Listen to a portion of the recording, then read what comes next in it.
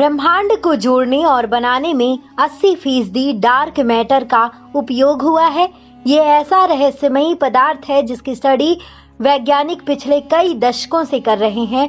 इसी का नक्शा बनाते समय कुछ वैज्ञानिकों को ऐसी जानकारी मिली जो वाकई अचंभित कर देने वाली है।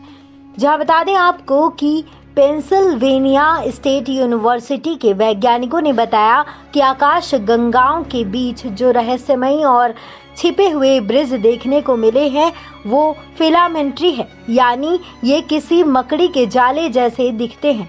इस ब्रिज और डार्क मैटर की वजह से ही ब्रह्मांडीय जाल बना है। इसका मतलब ये है कि हमारी आकाश गंगा और किसी दूसरी आकाश गंगा के बीच भी ऐसा एक ब्रिज हो सकता है। वैज्ञानिकों का मानना है कि यह दो आकाश गंगाओं के बीच बनने वाली गुरुत्वाकर्षण शक्ति की वजह से ब्रिज बनता है। यानी अगर आप इस ब्रिज पर आए तो आप एक गैलेक्सी से दूसरी गैलेक्सी में खींचे या वापस भेजे जा सकते हैं।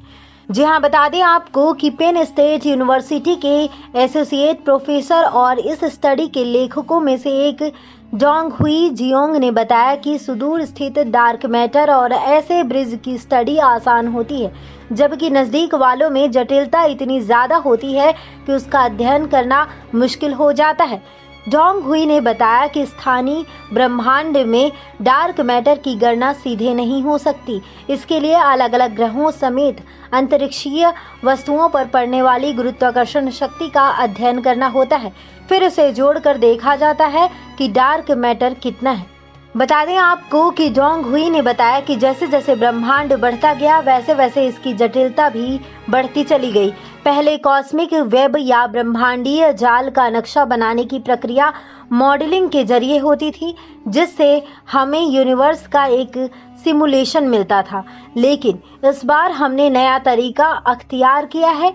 हमने मशीन लर्निंग के जरिए नया मॉडल बनाया जो ब्रह्मांड में आकाश गंगाओं के विभाजन और उनकी गति के आधार पर डार्क मैटर की खोज करता है।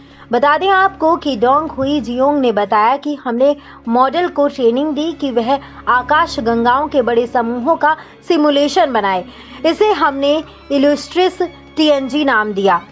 इसमें आकाश गंगाएं, गैस, डार्क मैटर और अन्य सभी दृश्य वस्तुएं शामिल हैं।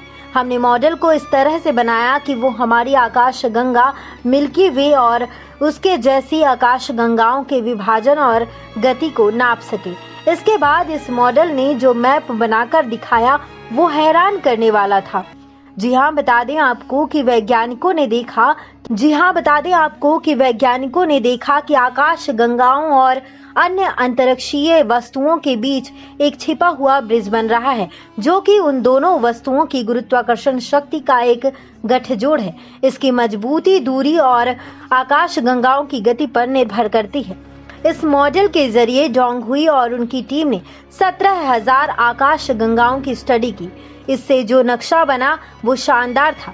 इसमें उन लोगों को कई छिपे हुए डार्क मैटर ब्रिज दिखाई दिए। जी हाँ, बता दें आपको कि डोंग हुई ने बताया कि ये बात पहले भी सामने आ चुकी है कि मिल्की वे और एंड्रोमेडा आकाश गंगाएं एक दूसरे की ओर धीरे धीरे आ रही हैं। लेकिन सवाल ये है कि क्या ये करोड़ों साल बाद आपस में टकरा जाएंगी? ये बात अब तक स्पष्ट नहीं हुई है। अगर हम डार्क मैटर वाले छिपे ब्रिज का अध्ययन करें तो हमें इस सवाल का जवाब मिल सकता है।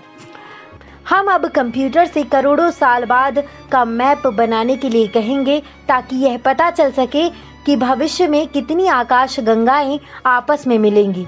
इनके मिलने से क्या नुकसान या फायदा होगा। बता दें आपको कि हमें पूरी जानकारी वेबसाइट्स और अन्य जगहों से ही प्राप्त हुई है।